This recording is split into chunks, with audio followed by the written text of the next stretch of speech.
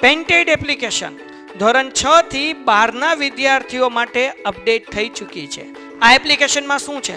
બધા જ વિષયના વિડીયોઝ છે. ગુજરાતની બેસ્ટ ફેકલ્ટી દ્વારા લાઈવ લેક્ચર્સ છે. આઈએમપી પ્રશ્ન છે, ટેસ્ટ સિરીઝ છે અને ગુજરાતના તમામ વિદ્યાર્થીઓ સાથે તમે તમારી કમ્પેરિઝન કરી શકો છો. ગેમિફિકેશન છે અને બીજું ઘણું બધું. તો તમે એપ્લિકેશન ડાઉનલોડ ન કરી હોય તો ડિસ્ક્રિપ્શનમાં લિંક આપી છે. હમણાં જ પ્લે સ્ટોર ઉપર જાઓ અને એપ્લિકેશન ડાઉનલોડ કરો. ઘરે બેઠીને સરસ મજાનું ગુજરાતની જોરદાર ફેકલ્ટી સાથે ભણો, સારા માર્ક્સે પાસ થાઓ. આપો બધા. હવે હું કોઈની કોમેન્ટમાં ધ્યાન નહીં દઉં. તમે તારે આંગળી ઊંચી કરી રાખશો ને તો પણ હું ધ્યાન નહીં દઉં, કારણ કે આપણે દરરોજ એવું કરશું કે જે ભણાવવાનું છે ને એ પહેલાં ભણાવવામાં ધ્યાન આપશું. ચાલો, કાલે મેં તમને 24 પ્રશ્નોની પ્રેક્ટિસ કરાવેલી. 24 પ્રશ્નો.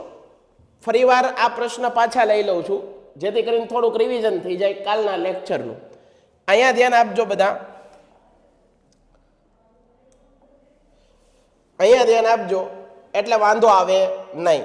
પહેલી વસ્તુ, કાલે વિદ્યાર્થી મિત્રો મેં કીધું હતું સાયમન કમિશન. આ સાયમન કમિશન તમારે પરીક્ષામાં યાદ રાખવાનું છે.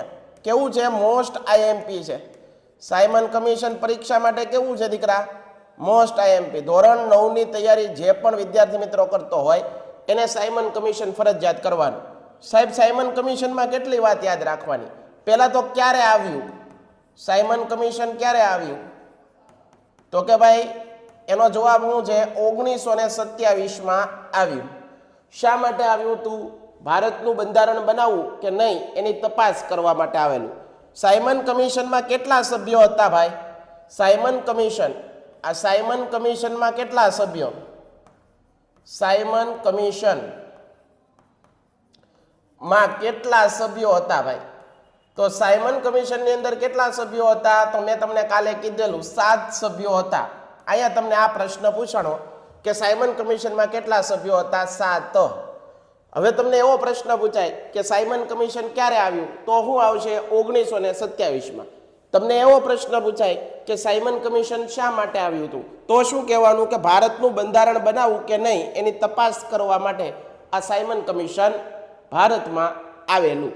હાલો સર, હવે આ સાયમન કમિશનનો વિરોધ કરતા, સાયમન કમિશનનો વિરોધ કર્યો લોકોએ, આપણા ભારતીય લોકોએ. અને લાહોર ખાતે, યાદ રાખજો, ઉપર લખું જેથી તમને યાદ રહે. આ પ્રશ્ન બહુ પરીક્ષામાં પૂછાય. મેં કાલે લખાયું હતું આ પાછું, તમે તો યાદ હશે તમને.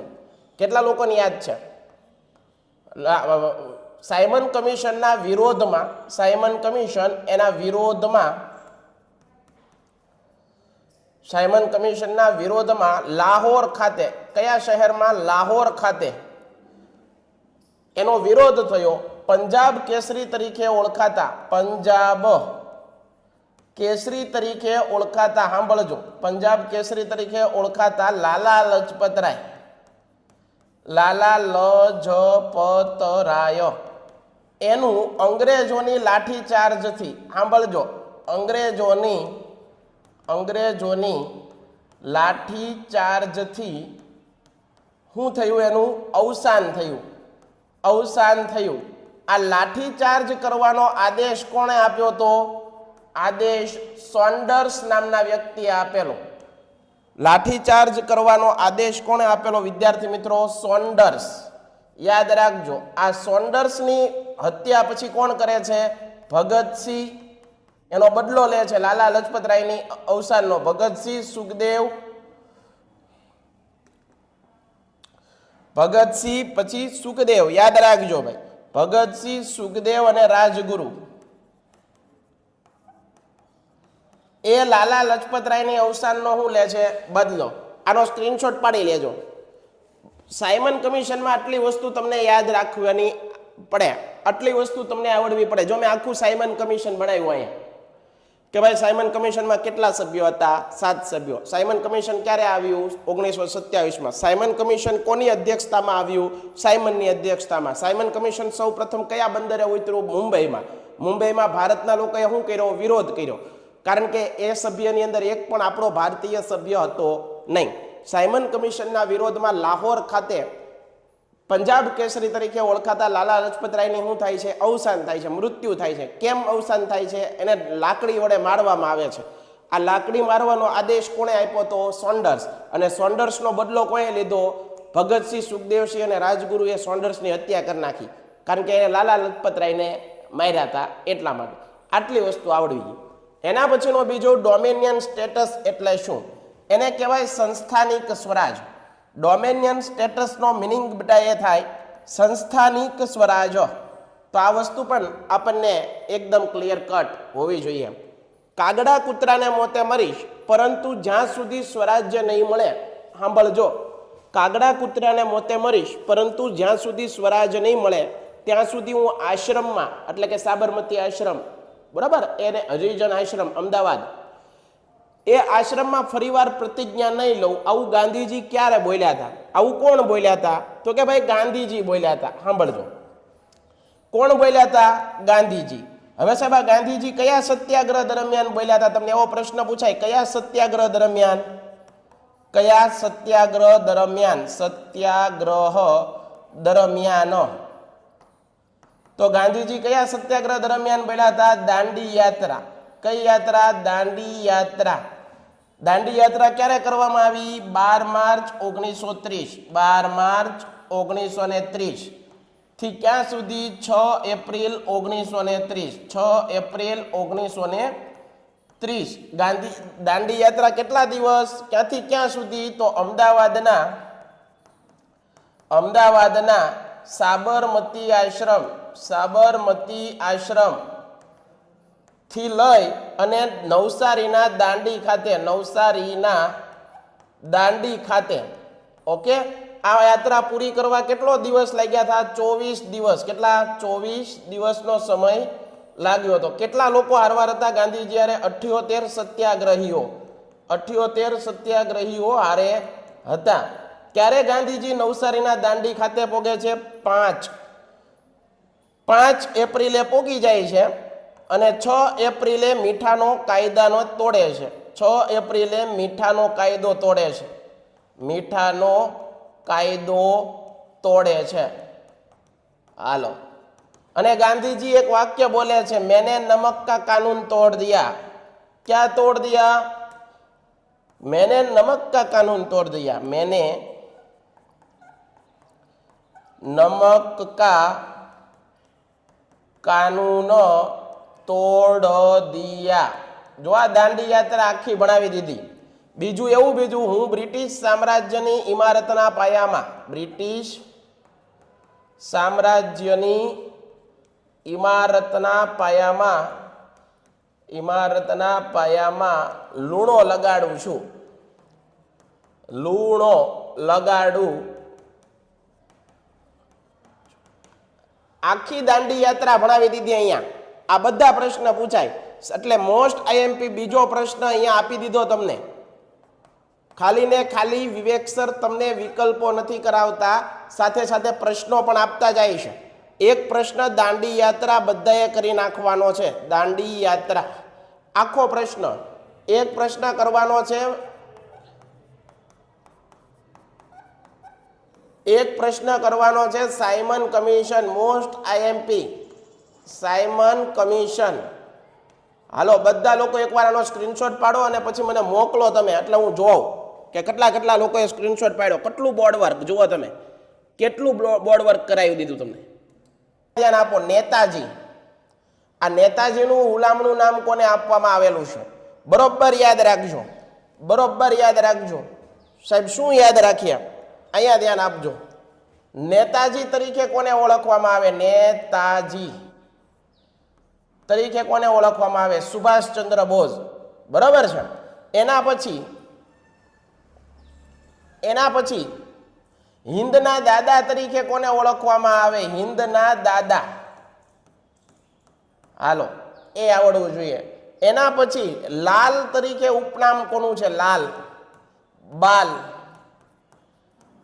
પછી પાલ. લાલ, બાલ, પાલ. હજી એક આવશે. લાલ પછી બાલ પછી પાલ. હજી એક ઉપનામ છે પંજાબ કેસરી. પંજાબ કેસરી. હાલો પંજાબ કેસરી, પછી લોકમાન્ય ના હાલો આટલું બરાબર છે. પંજાબ કેસરી, પછી મૈસૂરનો વાઘ,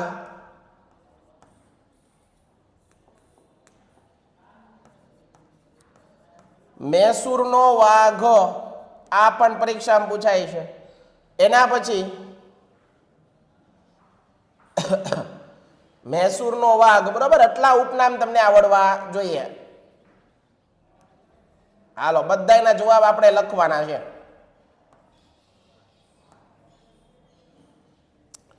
સાહેબ આમાં જવાબ શું આવે? હાલો જવાબ કઈ ગયો સાહેબ? લાલ તરીકે કોને ઓળખવામાં આવે? તો લાલા લજપતરાય. કોને ઓળખવામાં આવે? નેતાજી તરીકે સુભાષ ચંદ્ર બોઝ. સુભાષ ચંદ્ર બોઝ. પીળી પેનથી જ લખીએ બરોબર, તમને વ્યવસ્થિત દેખાય. હાલો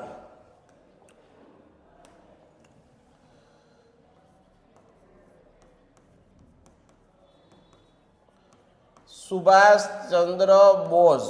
હાલો સાહેબ સમજાઈ ગયું. હિન્દના દાદા તરીકે કોને ઓળખવામાં આવે? દાદાભાઈ.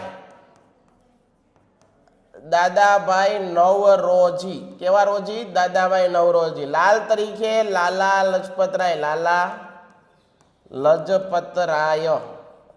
બાલ તરીકે બાળ ગંગાધર. બાળ ગંગાધર.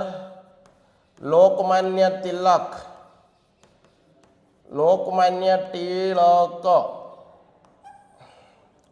બાળ ગંગાધર લોકમાન્ય તિલક યાદ રાખજો. તિલક. પાલ તરીકે બિપિન ચંદ્ર પાલ. બિપિન.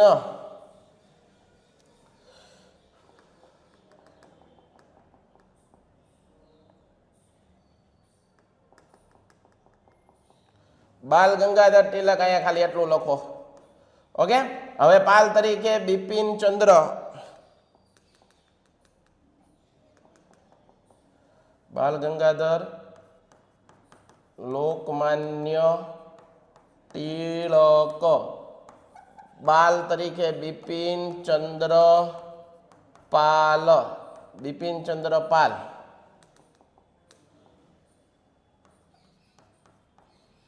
પંજાબ કેસરી તરીકે લાલા લજપતરાય. મૈસૂરનો વાઘ તરીકે ટીપુ સુલતાન. ટીપુ સુલતાન. ઓકે સાહેબ, આટલું અમને ક્લિયર થઈ ગયું. આ બધું પરીક્ષામાં પૂછાય. અહીંયા તમને નેતાજીનું હુલામણું નામ પૂછ્યું છે, તો તમારે યાદ રાખવાનું કોણ આવે. નેતાજી તરીકે કોને ઓળખવામાં આવતા? તો કે ભાઈ સુભાષ ચંદ્ર બોઝને. નેતાજી તરીકે કોને ઓળખવામાં આવે? સુભાષ ચંદ્ર બોઝને ઓળખવામાં આવે. ચિંતનભાઈ આ સ્ક્રીનશોટ પાડવા માંડ અને લખવા માંડ, એટલે કોઈ પ્રશ્ન નહીં પડે દીકરા. બધા પ્રશ્ન જો અહીંયા તને લખાવતો જાઉં છું. આ જો, આને મોસ્ટ આઈએમપી કહેવાય. ચાલો, હિન્દુસ્તાનના વિભાજન સમયે ભારતમાં કયા અંગ્રેજ ગવર્નર હતા? હિન્દુસ્તાનનું વિભાજન, ભારત પાકિસ્તાન એવા બે ભાગલા પડ્યા ક્યારે? તો કે ભાઈ 15 ઓગસ્ટ 1947 ના રોજ. ક્યારે પડ્યા આવા બે ભાગલા? તમને બધાને ખબર છે. ક્યારે? 15 ઓગસ્ટ 1947. અને ત્યારે જે ગવર્નર જનરલ હતા એ કોણ હતા? તો માઉન્ટ બેટન હતા. કોણ હતા? માઉન્ટ બેટન હતા. એ આપણા ગવર્નર જનરલ હતા. આ જવાબ આવે એમાં. બરાબર, આ વસ્તુ આવે. તો આપણે અહીંયા લખવાનું છે માઉન્ટ બેટન યોજના. જવાબ આ આવશે. નીચે આપેલા જોડકા ને લક્ષમાં લઈને વિકલ્પો સાચા છે ખોટા તે જણાવવાના છે. જિલ્લા સેવા સદન એનો વહીવટ કોણ કરે? મહાનગરપાલિકા, જિલ્લા પંચાયત. એટલે કે એના વડા કોણ એમ. તો એની અંદર જિલ્લા પંચાયતના વડા તરીકે કોને ઓળખવામાં આવે? ડીડીઓ. કોને ઓળખવામાં આવે? ડીડીઓ.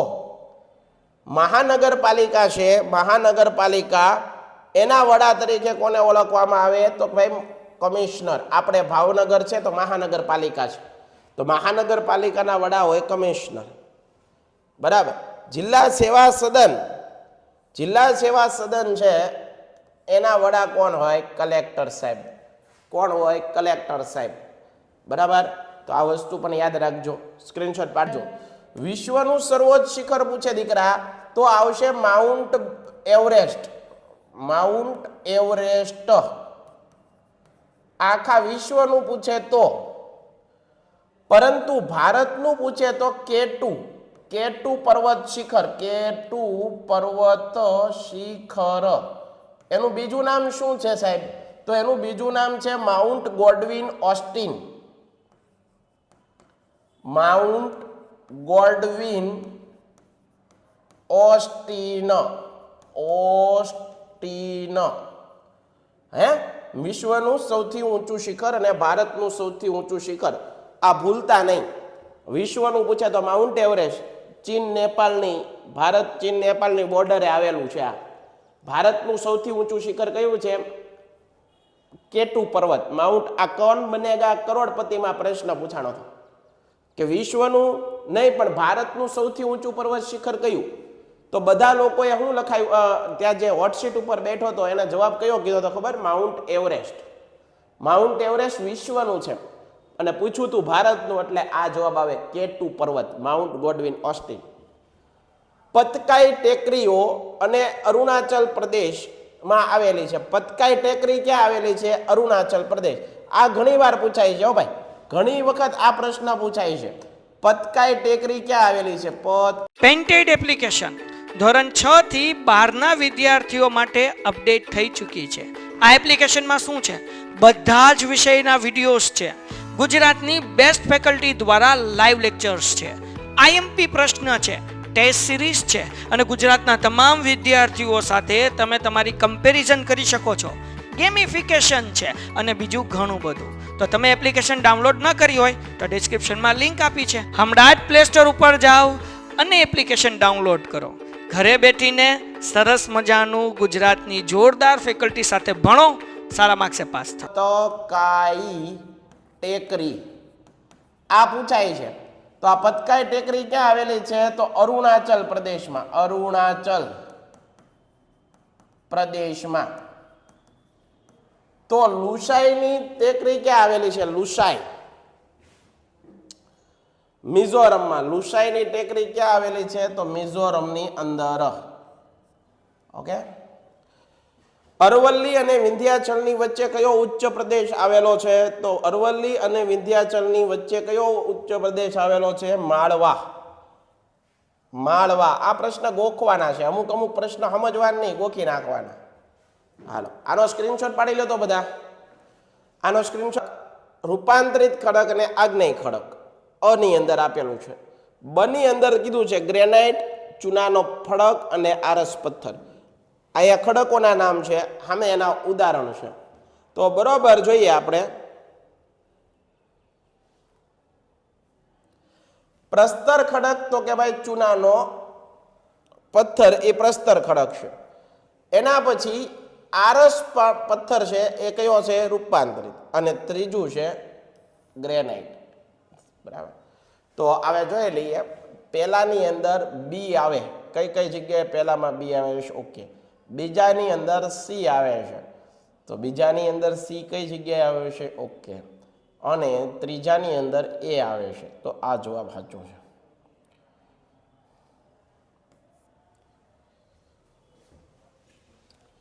હાલો, ડન. ડન. 32 પ્રશ્ન અત્યાર સુધીમાં 32 પ્રશ્ન મેં કરાવ્યા. કાલે અને આજે કેટલા? 32 પ્રશ્ન.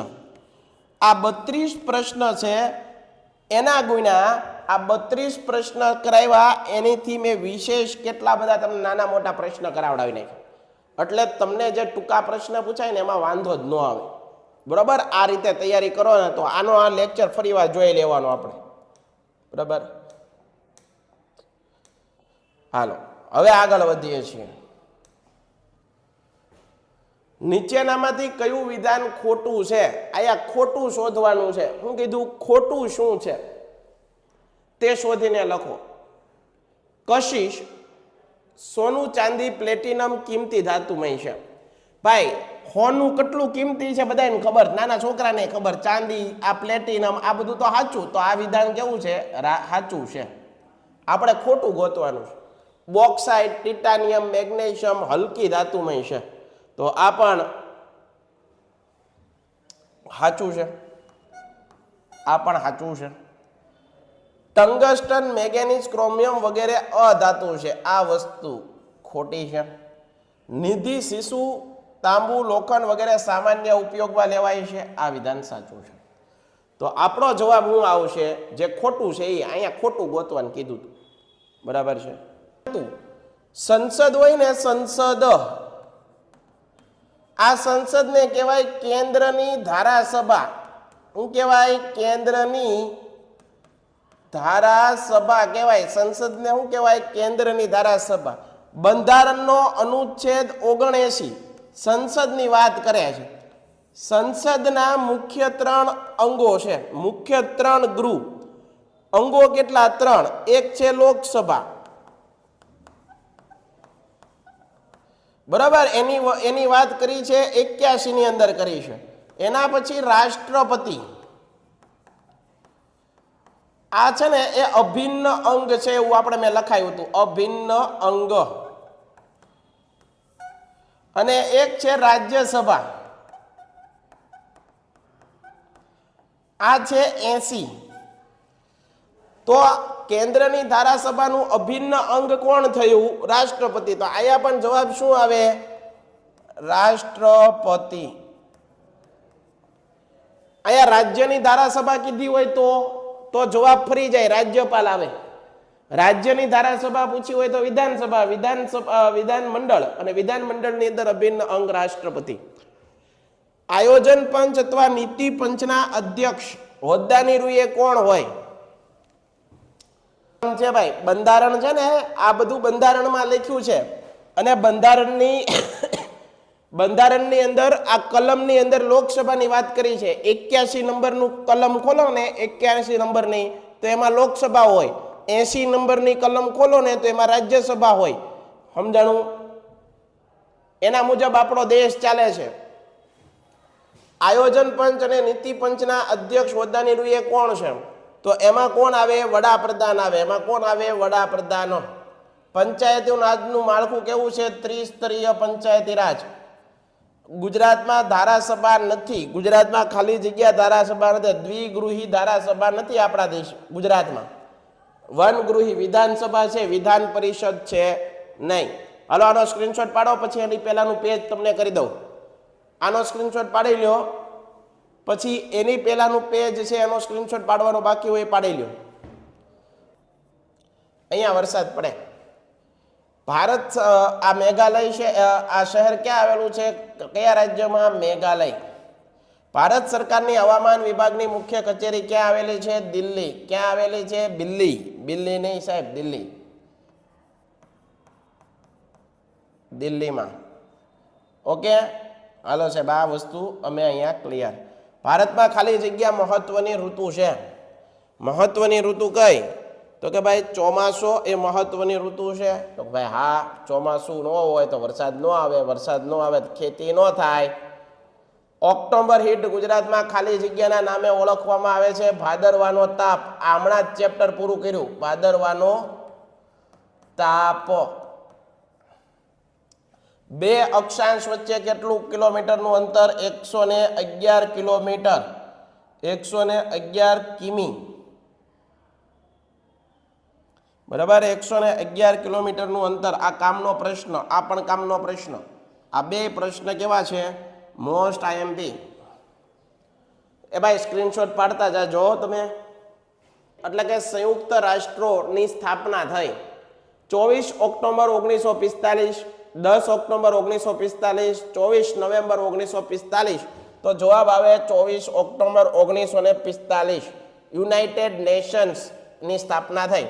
રશિયાએ ખાલી જગ્યા નામે એક સંગઠનની સ્થાપના કરી. રશિયાએ કયા સંગઠનની સ્થાપના કરી?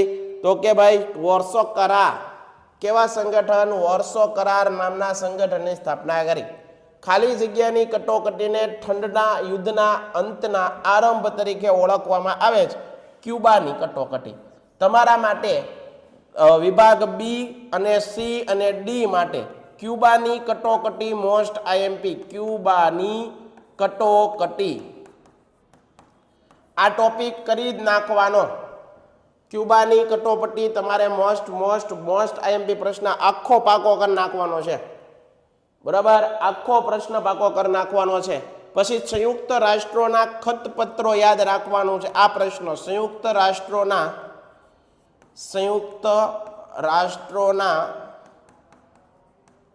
ખતપત્ર આખું સંયુક્ત રાષ્ટ્ર કરીને રાખવાનું, અથવા તો સંયુક્ત રાષ્ટ્રના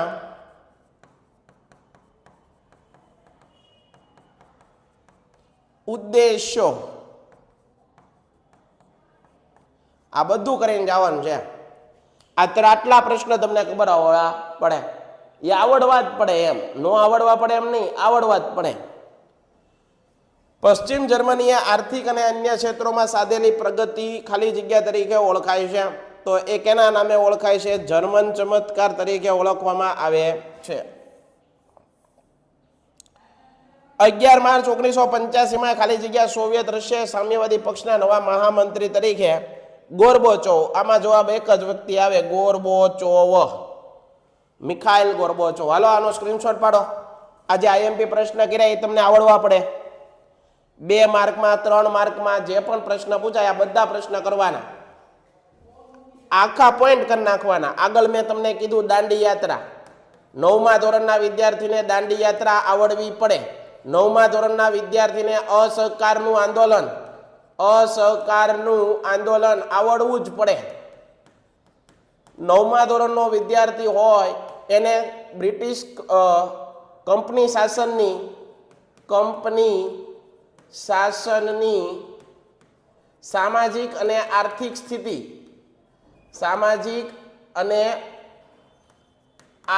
સ્થિતિ, જો ખાલી જગ્યા નથી, ખાલી પ્રશ્નો કરાવું છું. આ મોસ્ટ આઈએમપી પ્રશ્નો. આર્થિક સ્થિતિ આવડવી જ પડે. 9મા ધોરણનો વિદ્યાર્થી હોય એને પ્લાસીનું યુદ્ધ આખું આવડવું પડે. પ્લાસીનું યુદ્ધ કરવું જ પડે, મોસ્ટ આઈએમપી છે. 9મા ધોરણનો વિદ્યાર્થી હોય એને બક્સરનું યુદ્ધ કરવાનું જ છે. બક્સરનું યુદ્ધ જે 9મા ધોરણનું આઈએમપી માંગે છે એ વિદ્યાર્થીએ વેલેસ્લીની સહાયકારી યોજના કરવાની જ છે. વેલેસ્લીની સહાયકારી યોજના આ કરી જ નાખવાની છે. જે 9મા ધોરણનો વિદ્યાર્થી છે એને ખાલસા નીતિ કરવાની જ છે. ખાલસા નીતિ આ કરી જ નાખવાની છે. બરાબર, જે 9મા ધોરણનો વિદ્યાર્થી છે, બરાબર, જે 9મા ધોરણનો વિદ્યાર્થી છે એને હવે હું બાકી રહ્યું? હા, જલિયાવાલા બાગ હત્યાકાંડ, જલિયાવાલા બાગ હત્યાકાંડ કરવાનો છે. ચોરી ચોરાની ઘટના કરી નાખવાની છે. જે વિદ્યાર્થી બાકી છે સાયમન કમિશન મોસ્ટ આઈએમપી છે.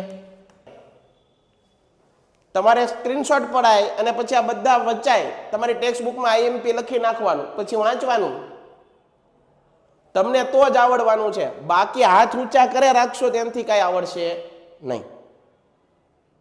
9મા ધોરણમાં વધારે આ પ્રોબ્લેમ છે. 10મા ધોરણના બેન્ચ કરતા તમે છે ને વધારે ટાઈમ વધારે ઓલો કરો છો. જો બેટા, પ્રશ્ન થવા સારી વાત છે, પણ પેલા 3 થી 4 વાર વાંચવાનું. આપણે પ્રશ્ન ક્યારે પૂછવાનો? પેલા 3-4 વાર આપણે મહેનત કરવાની. આપણને ન જડે તો પછી આપણા સાહેબને પૂછવાનું. બધા યાદ રાખજો હવેથી. પેલા તમે મહેનત કરી, તમે કાંઈ બધી જગ્યાએ સંશોધન કર્યું, જો ન જડે તો તમારે અમને પૂછવાનું. તમારે તો હું અમે જવાબ આપશું, ડેફિનેટ 100% આપશું. આ વસ્તુ ક્લિયર? આગળ, સુભાષચંદ્ર બોઝે અમદાવાદના નિકોબાર ટાપુઓને અનુક્રમે ખાલી જગ્યા નામ આપ્યા શહીદ સ્વરાજ. શું નામ આપ્યા? શહીદ અને સ્વરાજ્ય. ક્લિયર? આગળ, ગરીબ અને શોષિતોને ઝડપી અને સસ્તો ન્યાય આપવા માટે ખાલી જગ્યાની રચના કરવામાં આવી. લોકોને ઝડપથી ન્યાય મળે એ માટે લોક અદાલતની સ્થાપના કરવામાં આવી. ગ્રાહકોની ફરિયાદોના નિવારણ માટે ખાલી જગ્યાની રચના કરવામાં આવી. ગ્રાહક અધિકાર કેન્દ્ર, ગ્રાહક ફરિયાદ ફોરમ, ગ્રાહક તકરાર નિવારણ ફોરમ. તો ગ્રાહક તકરાર નિવારણ ફોરમ. એના પછી ભારતની સર્વોચ્ચ અદાલત ક્યાં આવેલી છે? દિલ્હીમાં. ક્યાં આવેલી છે? દિલ્હી. ભારતની સર્વોચ્ચ અદાલતના ન્યાયાધીશની નિવૃત્તિની વય, અહીંયા ધ્યાન આપજો, સર્વોચ્ચ અદાલત આ 15 ઓગસ્ટના દિવસને આપણે ઉજવીએ છીએ સ્વતંત્રતા દિવસ. આ દિવસનું બીજું નામ શું છે? આઝાદી દિવસ.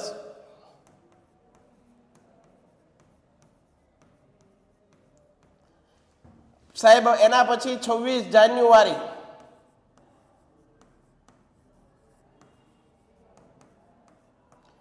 આ દિવસને કહેવાય પ્રજાસત્તાક દિવસ. એને જ કહેવાય ગણતંત્ર દિવસ. એના પછીનો હજી એક દિવસ યાદ રાખો, 26 નવેમ્બર.